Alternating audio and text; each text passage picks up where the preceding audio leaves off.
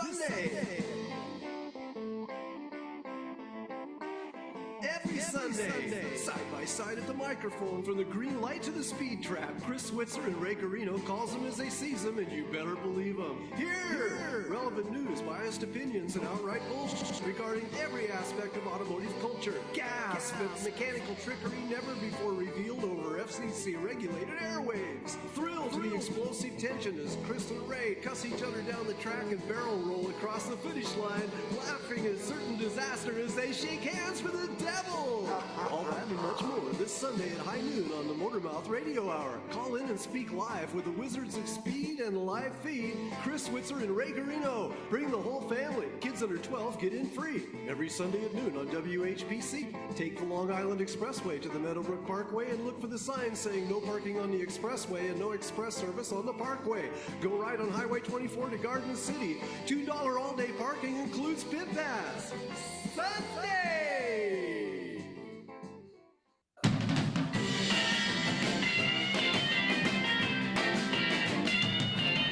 My 88, she's a boss in town,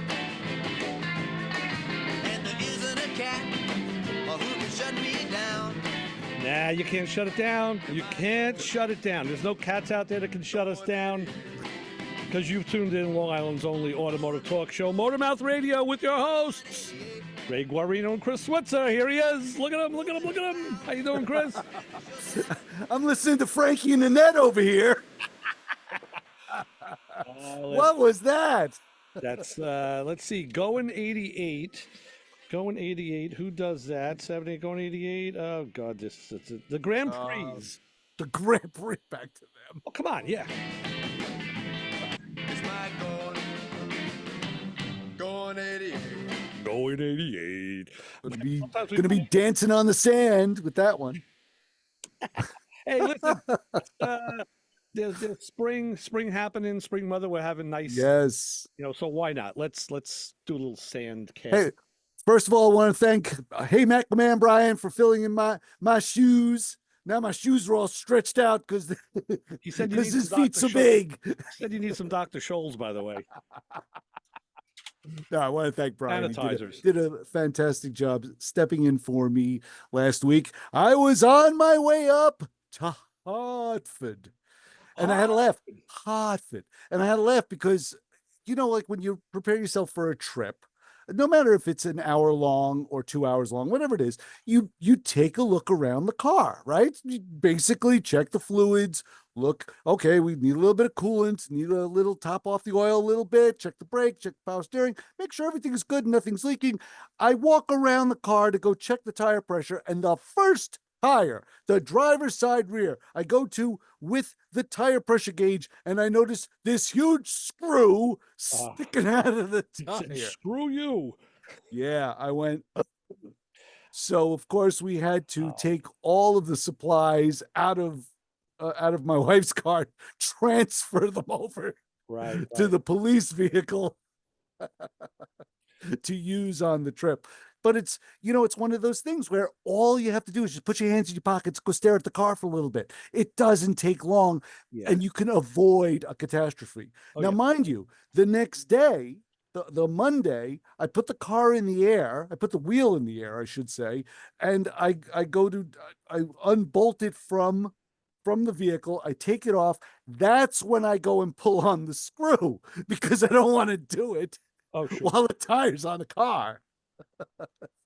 So I pulled the screw, and luckily it was a small, what would you say, a stubby sort of machine screw that was only wedged between the grooves of the tread. I was gonna say, a lot of times you get lucky and you have a smaller screw and you have a nice fat treaded good new tire. Yeah, I like the ones on your cars. Believe me, you've been the topic of conversation about tires last week. Yeah. So, and it'll get stuck in a nice fat rubber part, and you just take it out, and there's no harm, no foul. That's exactly what happened. So I was like, whoo, yes, because nice. I understand the importance of tires on my wife's car and on my car.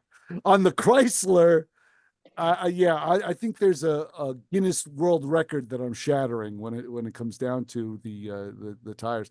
I actually bought a set of tires, a set of white walls a guy was selling cheap, and when I bought them home, I realized they were just as worse as the tires that I had on the car. The tires I had on the car were in better shape than the ones I purchased. But Yeah. thankfully, they weren't a lot of money. And I was like, you know what? I can't sell them. No. I noticed that I mean, even the sidewalls were cracked. Roll them I was down the like, hill. yeah, I just took them to the Well, I'll dump. tell you, we were talking about this last week, and then we talked about this Thursday night on Play in Traffic. Tires have been a thing. And I want to tell you now, a topic just fell into my lap this morning when I read a piece in the newspaper, which now you just led into perfectly. I had to scramble an egg. Yeah. No. March is one of the 3 worst months for potholes Yeah, in this area. Yeah, same up here too. And Mhm. everywhere. Yeah, pretty much everywhere, especially in the Northeast area. Yeah. So there's a place local to us down here, Belmore Towing and Complete Auto Repair is the name of it.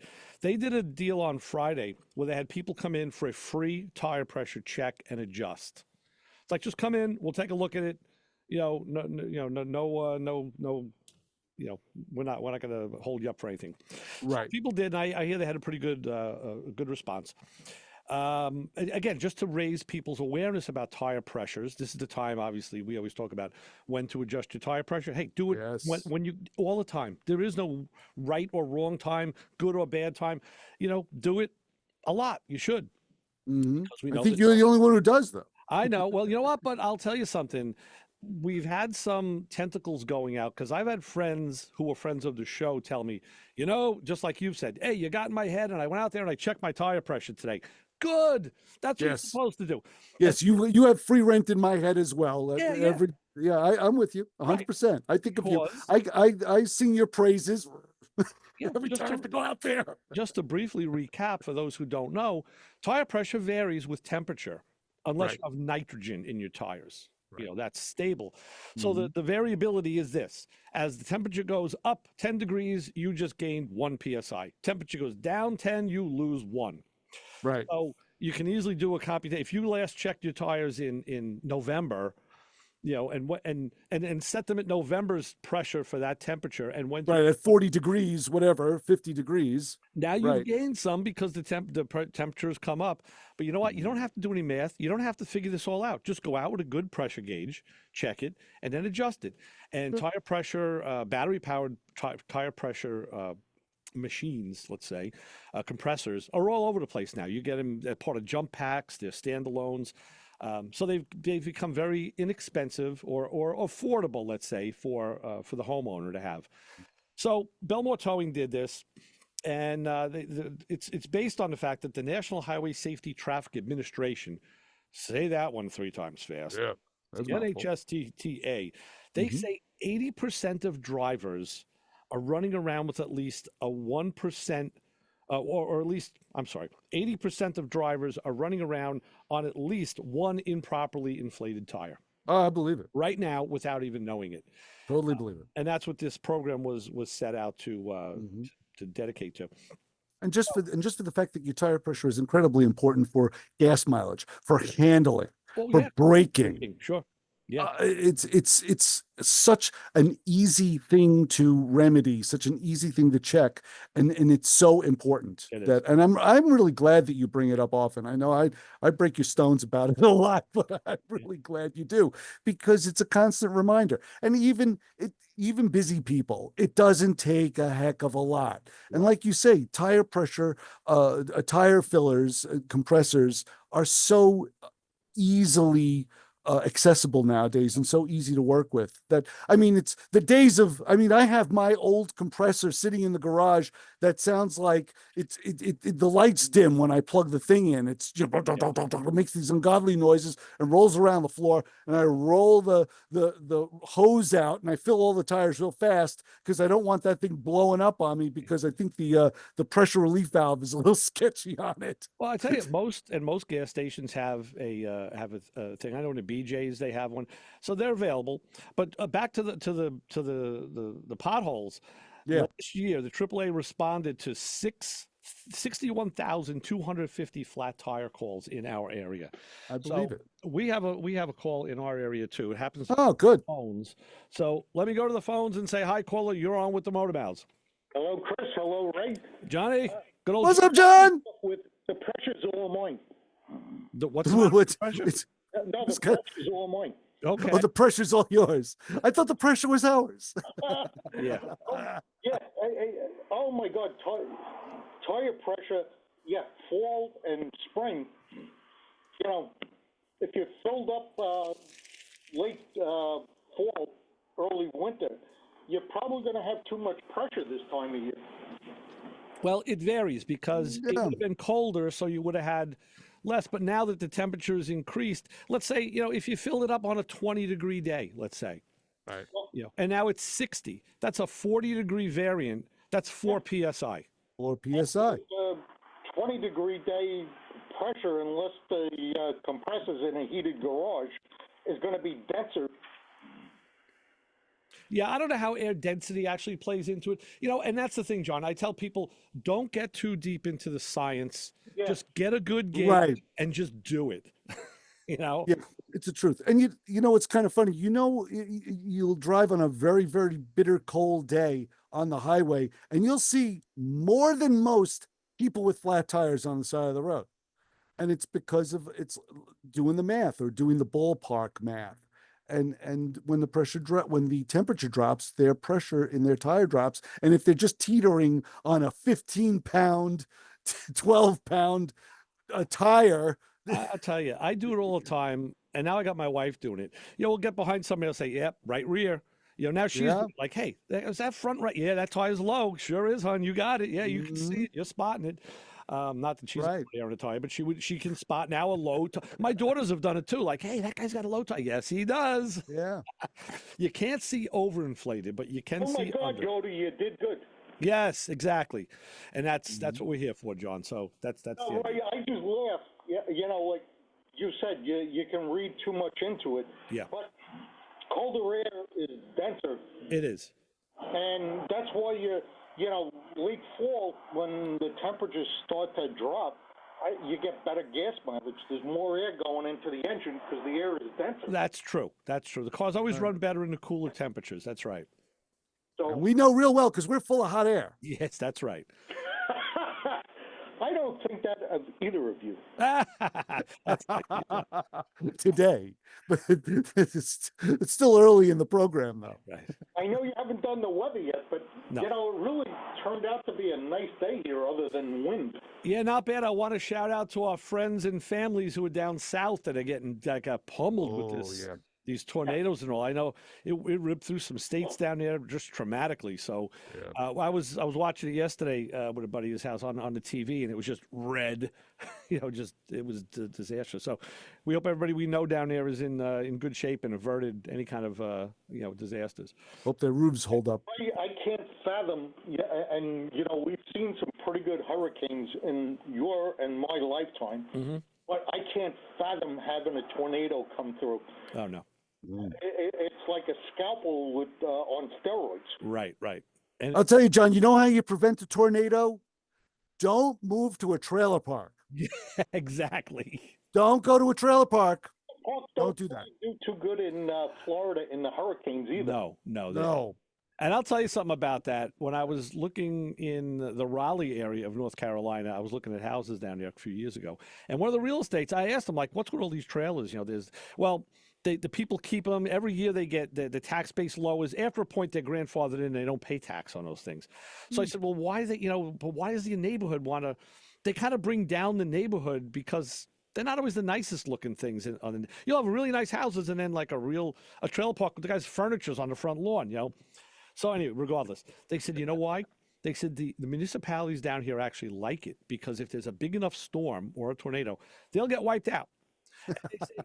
But they say, you know what? They don't want to see people get hurt. They don't want to see people get hurt. They want them evacuated. But they know that for like 20 or 30 grand, they can get a new one dropped and they're back. They have a new house now. Whereas if it was, these are people who can't afford the bigger, nicer houses. Right. So they actually encourage them to do that, which I thought was kind of crazy, but it's a thing. When I was looking into going down to Florida before they got out of control, you can buy a piece of property on the water and park an RV, a fifth wheel, and make it. Yeah, it'd be like Jim Rockford. Right. Just keep an eye out for alligators. That's all. Oh, you always got to do that. The manatees are okay. Right, manatees. Right, manatees aren't going to bother you. Very true. Very true, John. All right. Always a pleasure. Have a great afternoon, and put the top down on the way home. All right. And John, thanks for calling Mutual of Omaha's Wild Kingdom. Right. All right, John. So long. Thanks. Talk to you All later. right. So that was a good piece. And you could be like John. You could call us at 516-572-7440, or you can text us at. Yes, you could text us with your thumbs, please, preferably at 203-670-4127. We'll get you right here next to me. And you can follow us on social media. We're Motormouth Radio on Facebook and on X. We're also real_Motormouth Radio on Instagram. And this show, as you know, will go up on YouTube later on today. Yes. Now, I want to tell you something. I put up one of those little videos you sent me, the in-studio videos. Okay. I put one up just yesterday. I think I put another one up. But I put one up a couple of weeks ago, and I put it on Motormouth Video YouTube channel, which is our main one. But we also have Motormouth Radio YouTube channel. That's an old channel. Right. But you can see some of the old shows when I used to run the board. Yes. But on that channel, that video was like, I don't know the percentage, vastly more watched on the Motormouth Radio channel than on the Motormouth Video channel. Why? So go to Motormouth Video and subscribe, please. Please. And let's get our numbers up. Help us out. So Smash the like button, comment, share the video with someone you love, share it with someone you hate. So this show will be up a little later. I want to tell you something else. Talking about video. Yes. Something that came up that I clued you into during the week. There's a commercial on that's been getting a lot of play. I must admit, you scared me when you texted me. I was actually driving, and I glanced at it, and I was like, "What? What does he want? What happened? Who died? What's the deal?" Right. Yeah, so I was very impressed and curious as to. Impressed. Yeah, like 2 days later, you responded and said, "Oh yeah." So anyway, there's this commercial. It's for Izervay, and it's an eye injection for this dry eye condition. Right. Forget that. We're not talking about medical. There's a orange Mustang in that video. Commercial that's been sparking all sorts of controversy. What kind of controversy? What is the talk around the round table? I'll tell you this. I have looked into this. Well, first of all, it caught my eye because it's obviously a modified early, first gen Mustang. Right. Modified to the fact that it's like slab sided. There's no cove, no nothing on the side. There's no. They tried to generic the vehicle to make it not look like a Mustang when you obviously know it is. And then the taillights had been changed. The front has a lot of treatment done to it. It's got it's got square headlights, a different grille. No directionals in the valence. Right. A bunch of stuff. So the questions is, hey, is this a real car? Is this a fake? Some people claimed right away, no, it's digitally altered in post, which I could see that being the case. Yeah, and I was one of them. That agree with that. Yep. I could see that. Some of us thought, hey, maybe this is just an old custom that they dragged out from somewhere and made a commercial out of. Then the comments that go into like, well, the woman in the video, she's obviously an older woman, I guess maybe in her 50s, 60s. She's got that old silver hair, Listen to this program. There's a whole thread of the people saying how, oh, she's like scoping and like hitting on the kids at the end. She's trying to come on to the kids. I've watched this thing 100 times. No way. But that's where comments will go, Right down a rabbit hole. Oh my word. It's absolutely just real fast. You could tell a young person produced that commercial because young people only know a very small amount of classic cars, a Mustang being one of them. Well, now some young people know the phone, so we're going to go back to them and say, hi, you're on with the Motor Mouths caller. But they can't dial a rotary. But go right ahead. Greetings from Montana, guys. How's it going? Hey, what's up, Doc? And I say that in the best Hanna-Barbera. Talking about potholes. We fill them with snow. and they last all summer long. They stay till the fall, yeah. If you pack it down real good, yeah. Oh, boy, yeah. You get the cow pies in there and just stomp on them. So what is the weather down or I should say up in Westby, Montana? Are you in the positive digits today? Well, let's see. Take a look out the Westby, Montana weather window. I see nothing. Flat plains and wheat. Here we go. It's gonna snow again today. We got a little last night, but we're all the way up to 19 above zero. It's supposed to go up to about 30. Wow. Wow. Almost freezing. I don't know how you assimilate to weather like that. I guess you do over time. I just don't understand it because, I mean, now we're hitting we're hitting 50 and almost 60 degrees. I'm like, wow, I feel reborn. It's like spring is coming, man. I just feel great. I was out in the garage the other day for like 3 hours just puttering around doing stuff. It feels good to be out doing things again. Sure. So Mhm. anyway. 19 degrees. So you Doc, guys were talking about tire pressure and stuff, yes. Yeah. What do you have to say about that? and you were saying like a 10-degree difference makes 1 degree tire pressure change. Well, what are you doing? Temperature goes from like 40 below zero in the winter to we actually hit 100 for about a week in the summer. Wow. I would What? say, you know what? I would say this. If I was in an extreme condition like where you are, or like an extremely hot, like in the South, I would invest in a nitrogen fill in my tires because it's much more stable. It doesn't change with pressure or temperature. Mhm. When I lived in New York, I know Costco used to do that. Out here, nobody does that I know of. Oh, okay. All right. Yeah. Right. There's probably nowhere to, I mean, other than checking regularly. So what do you do, Doc? What is your plan for tire pressure? Do you have one? Yeah, I do when it looks low. When the hubcap's touching the ground, I know it needs some. Yeah. All right.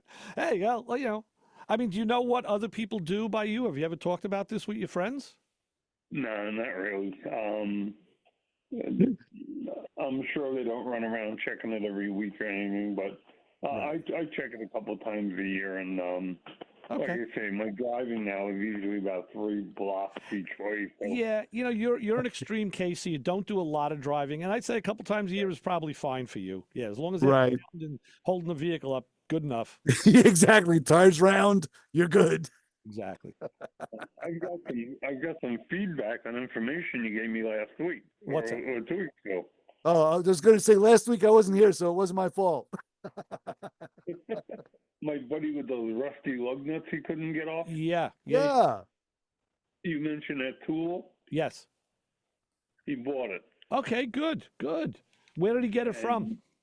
I think he actually got it from Amazon. Sure. Okay. Very Okay. good. Yeah. All right, and he got a set. I think with 3 Yes. different sizes came with the set. Right. And did he use it with success or failure or what? Oh, they came right off. Okay. Yes. Now, was that the lug nut, like a socket that we were talking about? That's Yes. refresh my memory again. That was what. I just know it by the name that I first heard it by, which was called a turbo socket. It's actually heavy flutes in. It looks like an easy out, and you Okay. Yes. bang it on the lug nut. You want one that's smaller, so you pound it on with an extension and a hammer, and then it bites in and removes, kind of like an easy out would do. Right. Got it. It came right off. Right. And it comes with another tool that you put in from behind and hit it, and to get it out of the. Right, to get it out of the socket. Yes. Yeah. Okay. So so you don't have to. Right. Good. You know what? Yeah. You need it for each wheel, each lug nut. Right. And then I guess he went out and bought new lugs. Right. He bought new. You'd have to. He said new lug nuts. Right. He got them from Amazon too. Oh, okay. All right. And he was really happy to find they were solid. They weren't caps on top. Right. That's what you need is a solid lug nut. Yes. Doc, how did the wheel come off after he got the lug nuts off? Did he have to fight that as well? No, that wasn't on the 150. That was on his wife's Dodge minivan. But what I'm saying is the wheel wasn't stuck to the hub, to the rotor. Right. Because that happens a lot. Because I'm thinking by you, I mean, there must be rust with a vengeance. Like things rot away, like they disappear into into nature overnight. Right? That's the picture that I'm painting in my mind. That it's you are truly like the rust belt. I mean, why it's called that. I always thought the Northeast The was Rust the Belt worst. being in the Northwest, I thought of it over here. We're in the Rust Belt. No, I don't think so. I think cars and trucks suffer more by where Doc is than I Well, no, think than yeah, I'm we're not saying they don't. I'm just saying typically this is the Rust right. over here from like the East Oh, we rust. Coast. We do. Oh yes. We never had a lot of trouble with like when they put the stuff on the road and it rusts out the bottom of cars. Right. Right. We don't have a lot of problems with that. They're starting to use some of that now, but not Oh. like it was back in New York. Because people know how to drive. They're like when my sister was in Colorado for many years, and my niece grew up there too. And when she moved back here, she came to New York, said, "Yeah, I know how to drive in the snow." Now my niece had moved down to South Carolina, and she said, "Uncle Ray, it's great. Like they get like a dusting of snow. People abandon their cars and walk home." Yeah, they'll shut it down. Yeah. Driven in feet of snow, so you get accustomed to it, and you learn how to just what to do, what not to do. You get that skill. Mm-hmm. Okay, got a new problem for you. What's that? On that same Dodge minivan, now that one of the reasons that he wanted to get these wheels off so bad, it developed a vibration when you stepped on the brakes. Okay, so he's thinking brake rotors. Brake rotors. Well, I thought it was just warped rotors, but when he finally got the wheels off, he found on the right side, both on the front and the back. So this is surprising me. The brake pads actually cracked and failed. Oh, okay. Oh wow. Were they on there for a long time? Are they older brakes? They're older, but they're only about half worn down from what he tells me. Okay. Because the other thing that could cause, vibrations, or you could have a wheel out of balance. A bent rim can do that too. It doesn't have to be so there's other things that can be looked at, but But when you step on the brake and you get a vibration, it's most likely the disc. Wheel balance you can check easy enough, but I thought it was a rotor problem since it was only when he stepped on the brakes. okay. Right. But the fact that the pad actually cracked and failed, all right, I can see that happening. I've heard of it happening before, but not on both front and back on the same side. Yeah, I mean on the same side, unless they're the same brand brakes, then you could say, okay, I can see the correlation. Unless they, I knew of a car in East Rockaway where I grew up. The car it was pristine on one side. It looked brand new. The other side was totally rusted out because the guy parked it toward the bay, which is salt water. So everything on that side of the car was completely rusted and destroyed, and the other side was fine. So he's parked it next to a chemical bath on the one side. Yeah. You have to look into that one. The other thing the other thing that can cause vibrations like that is a hub bearing. The wheel bearings or the hub bearings do that as well. And But I don't know if it's hitting the brake. It's usually if you're like decelerating, it can you'll hear manifest a itself bearing. in many ways, in several ways, and one of them is by touching the brake. It can actually set Yeah. it. Yeah. Okay. So again, you got to look systematically. So yeah, I think he needs to have just change his front and rear brakes for now, and take a look at those rotors and see if they need to be changed as well. And Doc, I wouldn't even rule out like minus 40 degrees below zero, driving a car like that, where that brake is heating up in such a cold environment. I wouldn't be surprised if there's some sort of expanding, contracting going on with that brake pad that would allow it to fail with a huge fault in it. I mean, just to think about the extremes of the weather and the extremes of what that car is operating in and the heat, therefore. Contained in there, heat, cold, heat, cold, heat, cold. Very strange that front and back on the same side would fail. True. No. Yeah. Usually you'd think both fronts or both rears. Yes, I Right. agree with you on that. But like I said, maybe that car is parked in such a way Where the wind is hitting it. and something. Yeah, there was something. Turn it around.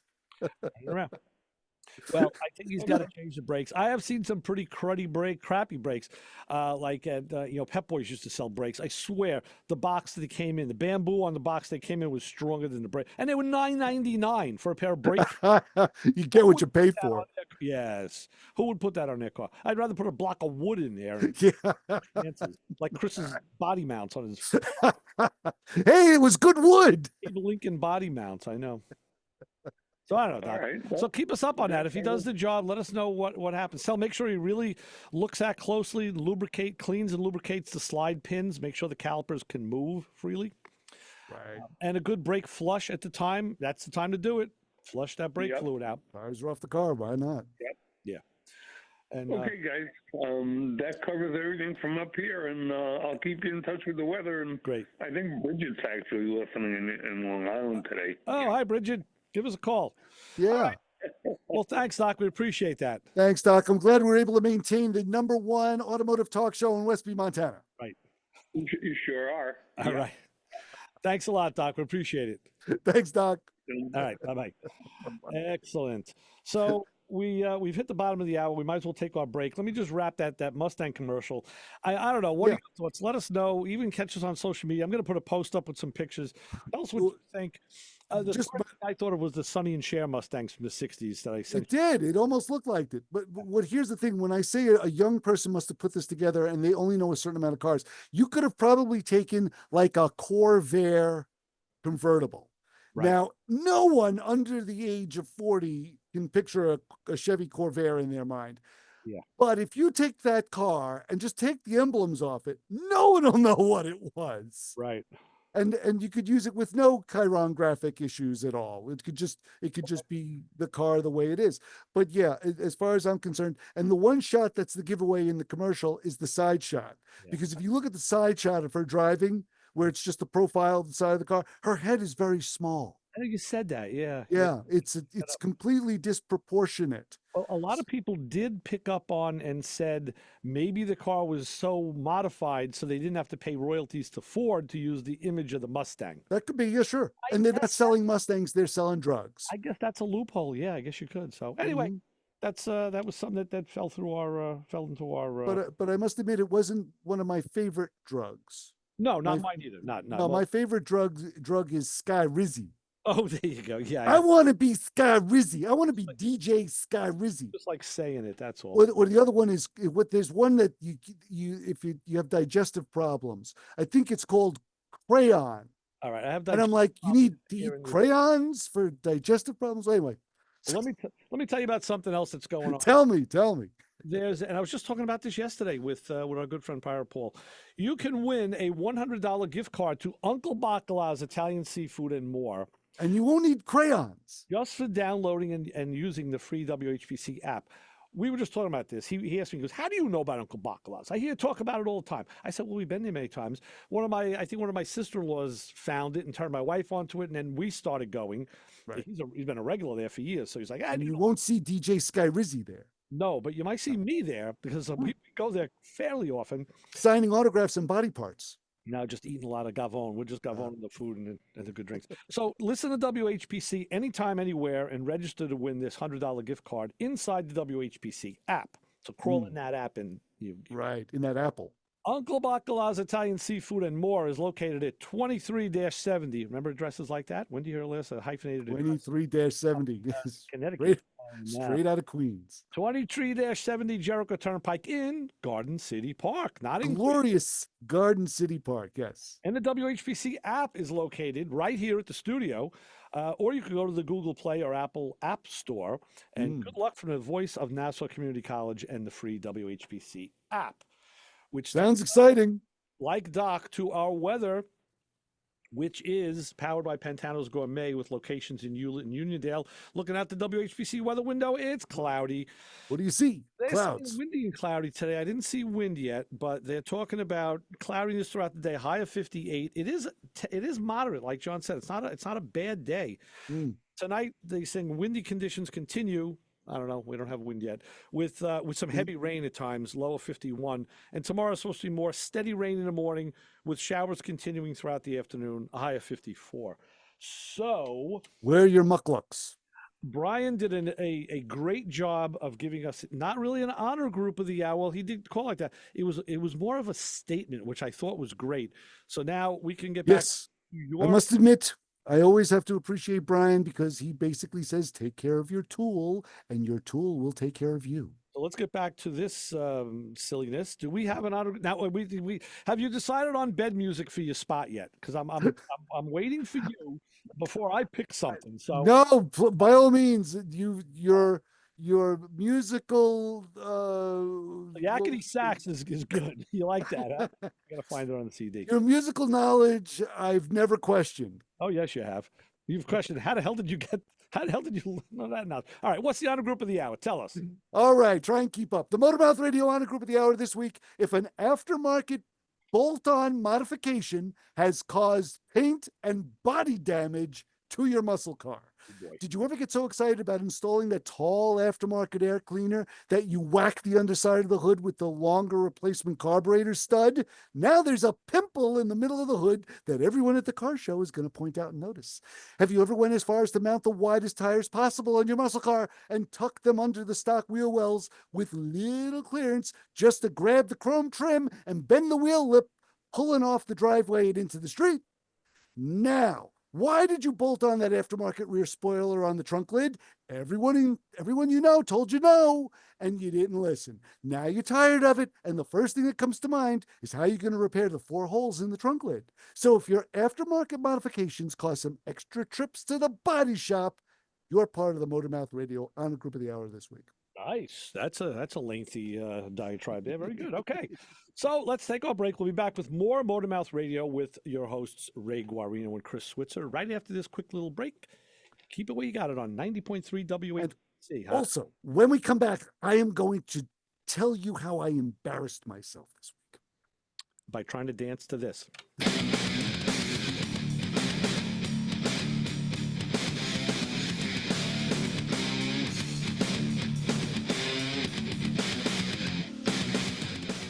With answers to your car questions. Give us a call at 516-572-7440. Oh, I should have said the Motormouth thing. This show on 90.3 WHPC is brought to you by CarStar Celebrity Chase Collision, with 2 locations in Limerick and Oceanside, who remind you that New York state law says you always have the right to choose which shop will fix your car. CarStar Celebrity Chase Collision offers a full range of services, 24-hour towing between Montauk and Manhattan, shuttle service, and they can help you with a rental car arrangement if needed. All repairs include the CarStar lifetime nationwide warranty, ensuring that the experts at Celebrity Chase Collision are always on your side. Y sí, hablamos español. More information is available at 516-593-0920 or online at celebritychasecollision.com. You're listening to the Motor Mouth. Hey, Ray and Chris. Did you guys read my mind? Okay, I appreciate you having me on. Wow, you guys finally figured it out. Motormouth. This is great. No more foolishness. I miss my paisans. You're a funny guy. I've been waiting for Sunday just to ask you guys this question. Our trained staff of 2 will help. Well, good afternoon, guys. I need a little advice.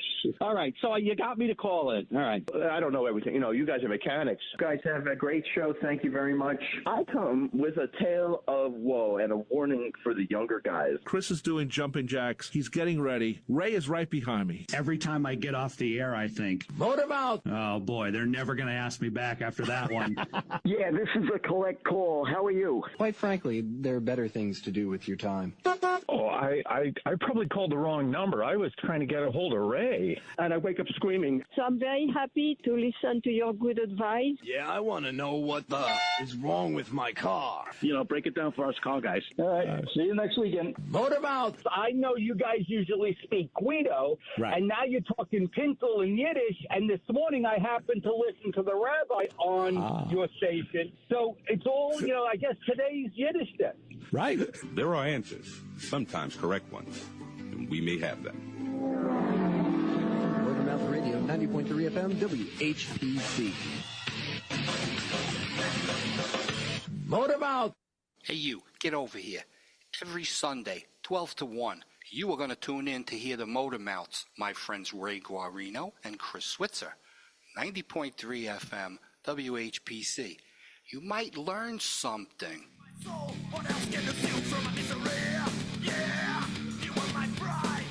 Yeah.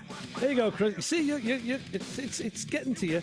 You know, I love the offbeat. No, that's that rash that I got after listening to that. But music like this has a technicality to it. A lot of people think it's just noise, but the offbeat Technicality? Yeah, it's called a stroke. It's the offbeat in this backbeat stuff that really makes that stuff great. It's called an epileptic fit. And that may be your new bed music if we we don't find something else. So listen, I want to tell you about something that I'm trying to correct in my car. Oh, okay. I realized I want to add this a windshield wiper delay box, and I found one. It splices right between the windshield wiper switch and the motor, and the harness under the dash. So you want to put a windshield wiper delay on what? Your old Studebaker? What do you want to on put? the GTO on my Pontiac? Oh, on the GTO. It'll give you intermittent swipe, which I don't have. So you plan on using this car in the rain? Well, I have. I've been in the rain with it. Okay. And of course, when you want delay, you have to reach down to the dash, turn it once, turn it once, turn it. And it's a pain in the neck. So, because the car didn't have delay wipers at the time. It was just fine in 1976. That's right, it was. So anyway, to do that, I need to put another. Well, you splice into the harness, which is easy, but then you need to power the ground. I'm running out of power taps for things that I hooked up on the car. And even under the hood, I want to go to electric fans this year. So I need to wire 2 more relays. And one of the things that Kilowatt Kevin and I do at car shows is we go around to the cruise nights and we make fun of all the guys with the blistering amount of cables coming off their batteries. Straight off the positive battery terminal. And some stuff has to go right to the battery. So that's true. That's true. So I said, you know what? I got to do something about it. So I did a little searching and I found this. You found a pack of cigarettes. This is here's a little.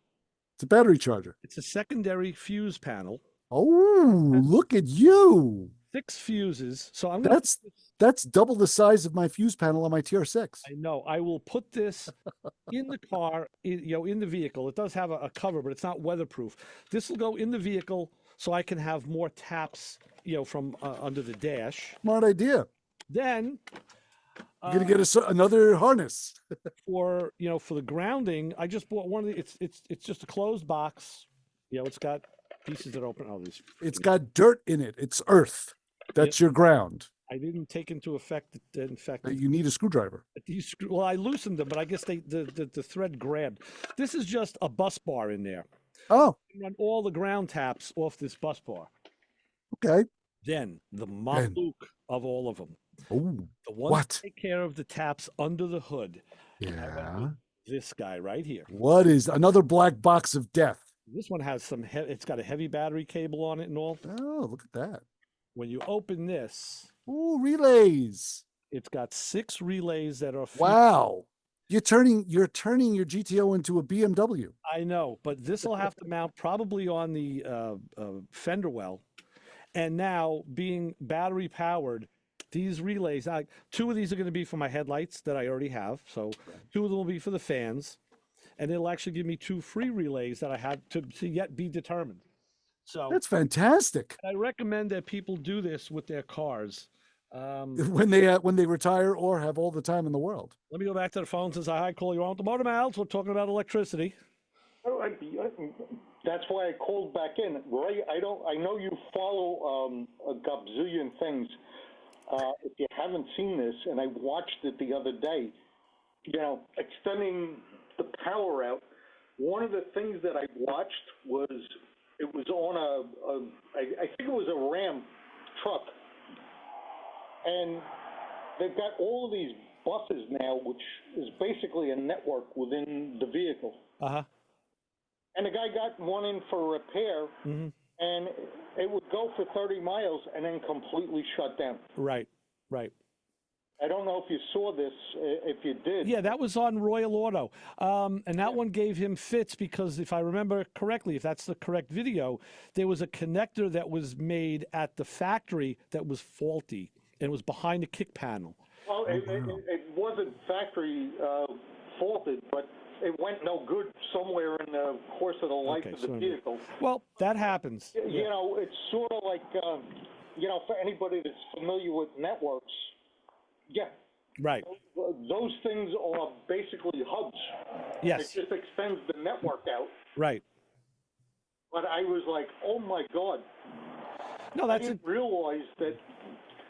Everything wasn't home run. No. Back to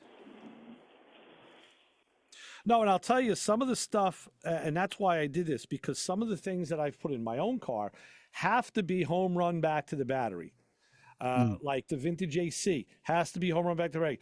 The EFI stuff, the Holly Sniper stuff, the ECU and the fuel pump. There's two more that have to go back to the battery, or else you have all sorts of trouble. So, you know, in a modern car, they have power management boxes like this that will handle that. So now that's what I'm doing. You know, I wish I would have thought of this, you know, years ago when I was putting the car together. Now I have to do it after the fact. The good thing is I have a lot of these relays already wired. I just have to extend the wires into this box, you know, and just, you know, I'm not doing it from scratch. I'm just kind of modifying. So, but to do it from scratch isn't hard either. But you're talking on power. I'm talking on communications, which I never in a million years would have thought that they would have had a hub. Oh, yeah. There's actually a device. I don't remember the name of it. Ron Francis sells it. It's kind of like its own little ECU box that controls, it's like a CAN bus for older cars. So instead of sending big 12 gauge or 14 gauge wires out to devices, you're sending like 22 gauge wires because it's all handled through this management hub, which is its own network. Same thing. So the new cars have that. Multiple of those within, you know, a modern car.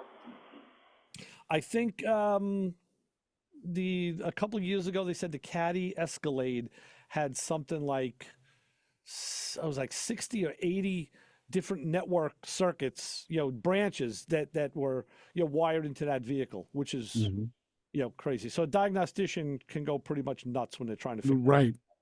Trying to find the right place where the malfunction is. You know, I was watching and the guy was like, yeah, you got to drive it 30 miles before it stops. And then you have a limited amount of time because whatever it was cooled down and resurrected itself. Right. Well, that's why, John, a lot of guys, a lot of the really good techs, you know, Joe D taught me this a long time ago. A can of freeze spray and a thermal imaging camera can be your best friends because, you know, if something heats up and fails, you use that thermal imaging screen, and they used to be very expensive. Now they make them, you plug it into a cell phone, or you could do it with a press and hold thermometer. You know, you want to scan that fuse box, see what's really hot. But and you then, got to catch it and have all of those hubs right. are all accessible. That's right. At the time it occurs. The good thing is when something heats up, it'll stay hot for a while. It's not going to heat up and just cool down. So we'll have a residual. Like 10 minutes. And the other thing that people do is a shop can send the customer out with a recorder box that goes into the ALDL. It's basically like a scan tool. It records events like your scan tool does. It's called live, you know, it's freeze frame data. And it will capture that data because it's programmed to get it a couple milliseconds before and after. And then it'll put you on the path of what circuit is at fault. So there are ways of doing it, but that's one of the hardest things a diagnostician can do.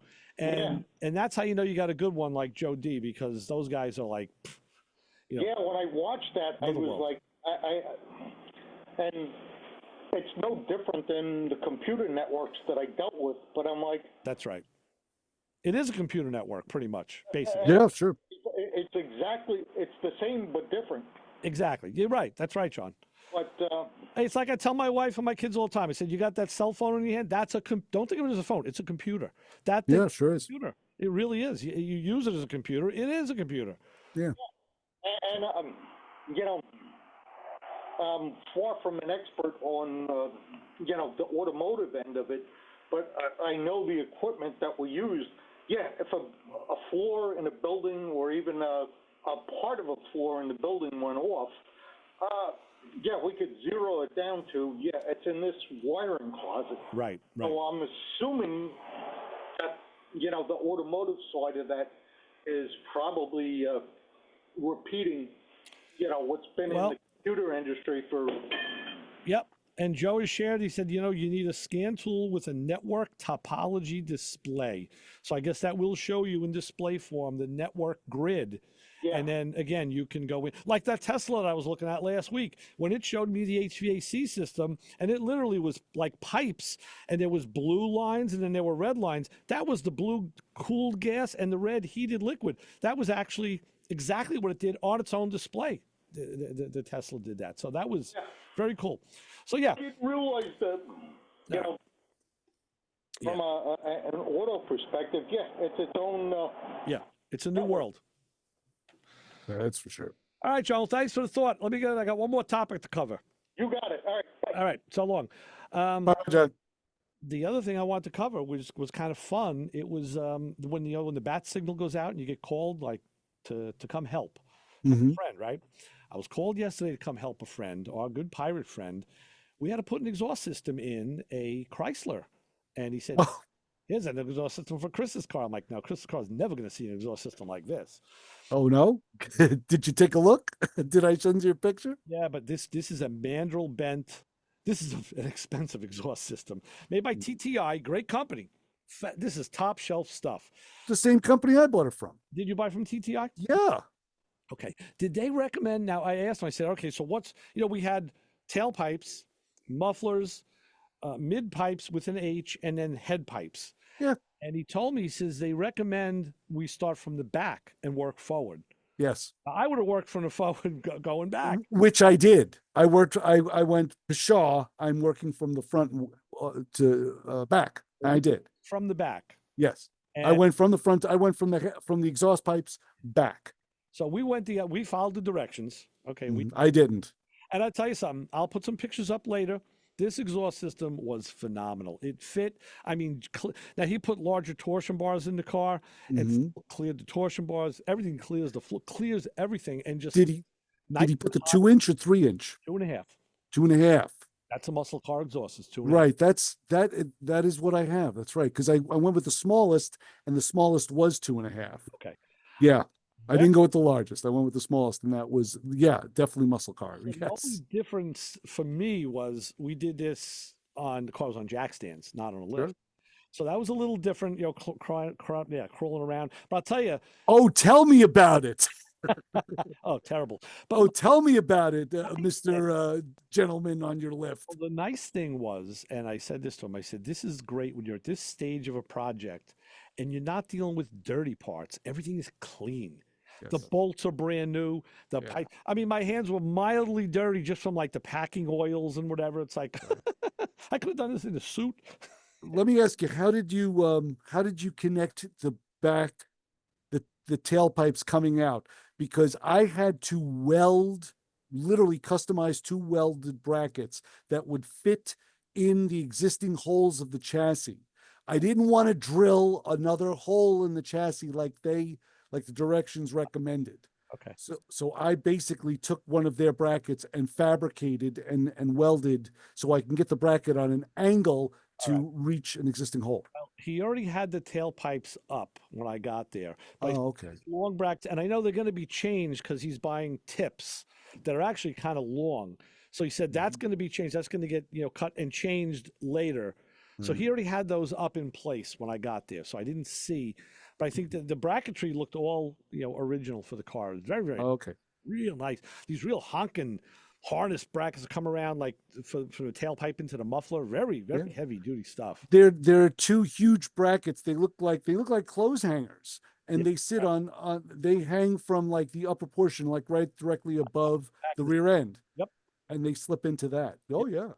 Yep. No joke exhaust system. That's for sure. Yeah. And yes, it's. Which way did he mount did you mount the C clamps? Did you mount them straight down? Or did you mount them on an angle? For right now, they're straight down. Turn them. They're straight down. Now I was using my my battery powered ratchet. So I just kind of ran up the nuts and just till it went and stopped. We didn't go crushing the pipes yet or anything. Oh, okay. Because we sometimes you want to get the car on the ground. You want it on its wheels to see if things need to be massaged.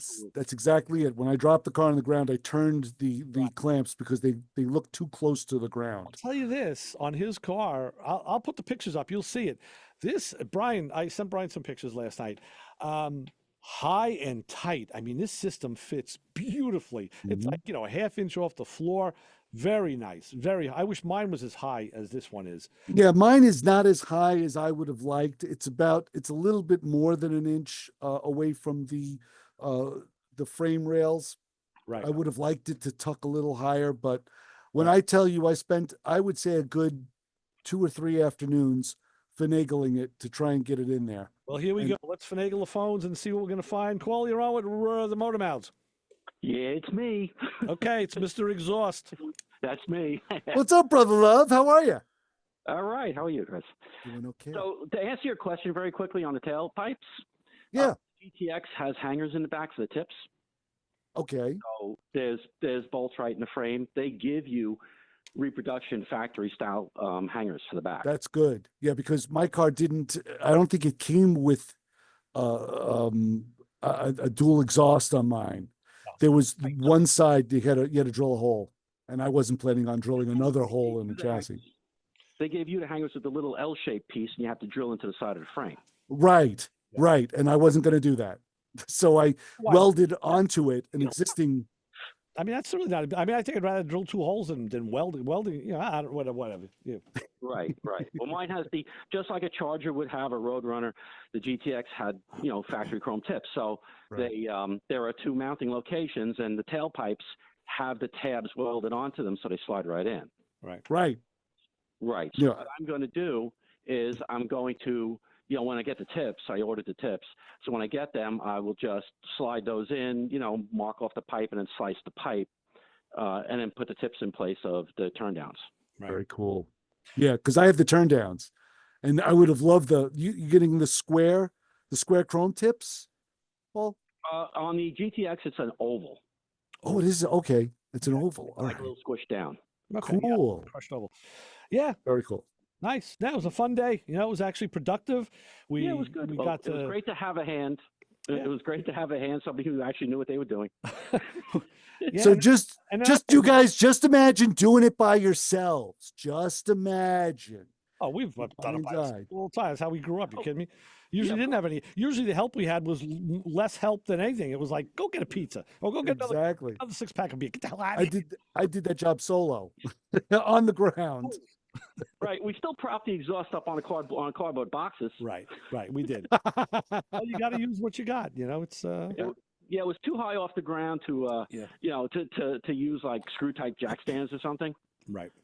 Yeah. So we right. The boxes. And that's the other part of doing work like that. So you got to innovate. It's like, hey, what do we got that can make this happen? And And that's part of the deal. A lot of people fail. Yeah. And I'm still trying to figure out, Paul, why did they want you to start from the back forward? Because that to me was a little bit, I didn't grasp the advantage of that. Yeah, I don't know. Maybe it has something to do with those ridiculously huge hangers they have in the back. Maybe. Maybe. You know the ones I'm talking about, Chris?